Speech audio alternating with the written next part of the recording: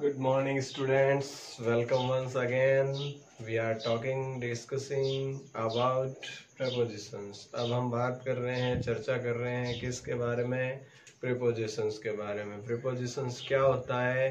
तो pre means before, position means स्थिति, यानी कि किसी भी नाउन या प्रोनाउन से पहले लगकर उसकी स्थिति को निश्चित कर दे, उस शब्दों को अपन preposition कहते हैं.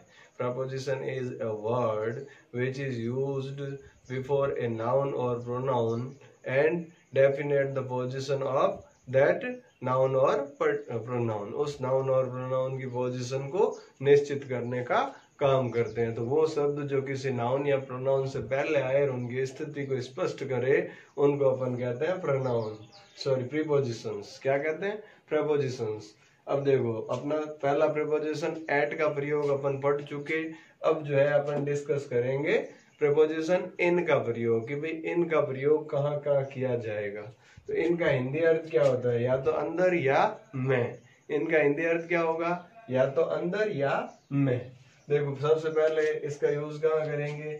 कि भी बड़े स्थानों के लिए. जहाँ छोटे स्थानों के लिए एट का प्रयोग कर रहे थे, वहीं बड़े स्थानों के लिए इन का प्रयोग. For example, we live in India. अब इंडिया क्या है? बड़े जगह है, तो हम इनका प्रयोग किया कि हम भारत में रहते हैं. इसी प्रकार से देखो, आई लिव एट जोधपुर इन राजस्थान. वे दो स्थान दे रखे हो, छोटा और बड़ा. तो जो छोटा स्थान दिया है उससे पहले तो एट लगाना है, और जो बड़ा स्थान दिया है उससे पहले इन लगाना है. तो यहाँ देखो, जोधपुर छोटा है, राजस्थान बड़ा है, तो जोधपुर से पहले एट लगा दिया, राजस्थान से पहले इन लगा दिया. ठीक है.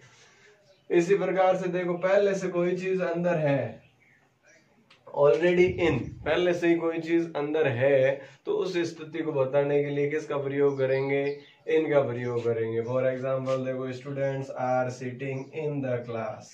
कक्षा के अंदर बैठे हुए हैं, यानी ऑलरेडी बैठे हैं. इसी प्रकार से the child is sleeping in the bed. बच्चा जो है वो बेड पे सोया हुआ है. बेड के लिए इन आएगा, एट मत करना है, ऑन द बेड नहीं आएगा. बेड के लिए इन ही यूज होगा. ठीक है. उसी प्रकार से अगर आर्म चेयर है, चेयर पे आप बैठ रहे हो, आर्म चेयर है, तो वहां भी sitting in an arm chair होगा, ऑन चेयर नहीं होगा. अगर वो आर्म चेयर नहीं है तो आप ऑन चेयर कर सकते हो, ऑन स्टूल कर सकते हो, लेकिन generally sitting in an arm chair या इन ए चेयर ही होगा, चेयर के अंदर बैठना. उसी प्रकार देखो, ऑक्यूपेशंस, यानी कोई काम धंधे हैं, कुछ प्रोफेशंस को शो कर रहे हैं, तो उसके लिए भी इनका प्रयोग करेगा. जैसे फॉर एग्जाम्पल देखो, his brother is in the army. उसका भाई कहाँ है? आर्मी के अंदर है, तो आर्मी उसका प्रोफेशन हो गया.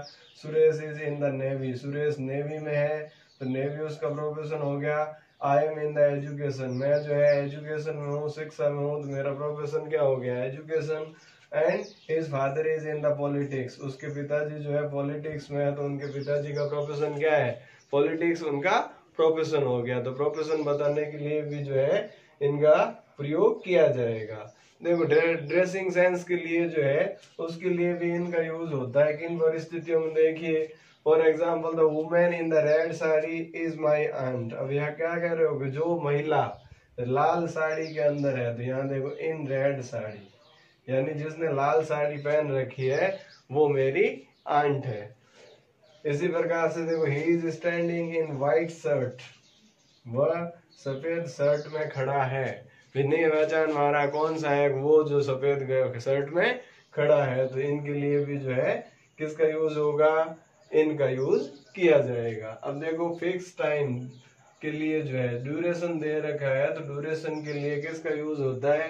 इनका यूज होता है. अगर क्लॉक टाइम दे रखा है, फिक्स टाइम दे रखा है, तब तो अपन एट का प्रयोग करते हैं. लेकिन अगर यही टाइम जो है ड्यूरेशन में दे रखा हो, अवधि दे रखी हो, तो उसको अपन जो है इनका प्रयोग करेंगे. फॉर एग्जाम्पल देखो, इन अ वीक, यानी एक सप्ताह में. इन जनवरी महीने में. इन दिस मंथ, इस महीने में. अब जनवरी का मतलब यहाँ पूरे जनवरी टू दिसंबर सारे महीने हो सकते हैं. इन दिस सीजन, इस सीजन में. अब सीजन सारी हो गई. देखो, इन spring, in autumn, in winter, in summer, जितनी भी सीजन्स है उनके लिए भी इनका प्रयोग होगा. इसी प्रकार से देखो, इन 1999, in 2012, in 2020, ठीक है। तो इस प्रकार से जो है इनके लिए भी यूज इनका होगा। इसी प्रकार इन दिस सेंचुरी, इस युग में, इस शताब्दी में, या यहाँ देखो इन द मॉर्निंग, सुबह के समय, इन द इवनिंग, दोपहर के समय, in the afternoon, in the evening, शाम के समय, इन द आफ्टरनून, दोपहर के समय। तो ये भी क्या है, एक ड्यूरेशन के लिए है ना। मॉर्निंग का ड्यूरेशन क्या होगा कि सुबह जल्दी उठने से लेकर दोपहर के 11:59 तक क्या है, मॉर्निंग है। फिक्स 12 बजे क्या है, नून हो गया। तो उसके लिए अपन क्या लगाएंगे, एट, क्योंकि ये क्या है, क्लॉक टाइम को डिनोट कर रहा है, फिक्स 12 बजे। इसके बाद देखो 12 से लेके 4 बजे तक अपन क्या कह सकते हैं, इवनिंग, सॉरी आफ्टरनून। आफ्टरनून हो गया 12 से 4, और 4 बजे से लेके और रात को सोने तक भी अगर फर्स्ट टाइम किसी से मिल रहे हो, रात के 10 बजे भी अगर इंट्रोड्यूस हो रहे हो और उससे बातचीत होनी है, तो अपन इवनिंग ही कहेंगे, ठीक है। तो ये, और नाइट कब कहते हैं, जब विदाई लेनी हो भाई, रात को जो है इसके बाद वापस नहीं मिलना, रास्ते में मिले जाते हुए गुड नाइट, चाहे वो 5 बजे बोल दिया या 10 बजे बोल दिया या 8 बजे बोल दिया, इवनिंग टाइम है, फिर भी अगर विदा हो रहे हो तो गुड नाइट बोल सकते हो, ठीक है।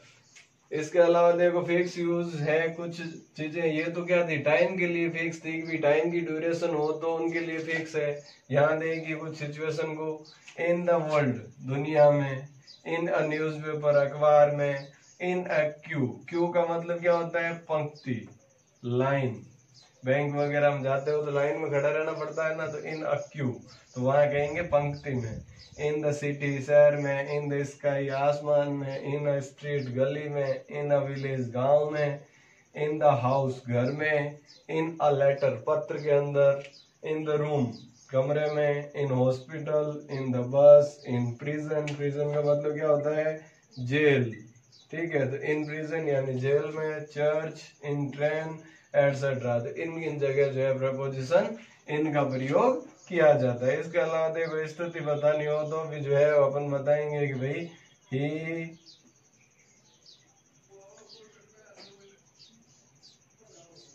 बोर्न इन पॉवर्टी, भाई वो गरीबी में पैदा हुआ, ठीक है। इसी प्रकार से इन माय ओपिनियन, अपनी राय जाहिर करनी हो तो वहां जो है इन माय ओपिनियन, या इस तरीके से अपन यूज करेंगे तो इन माय ओपिनियन से पहले इन ही आएगा।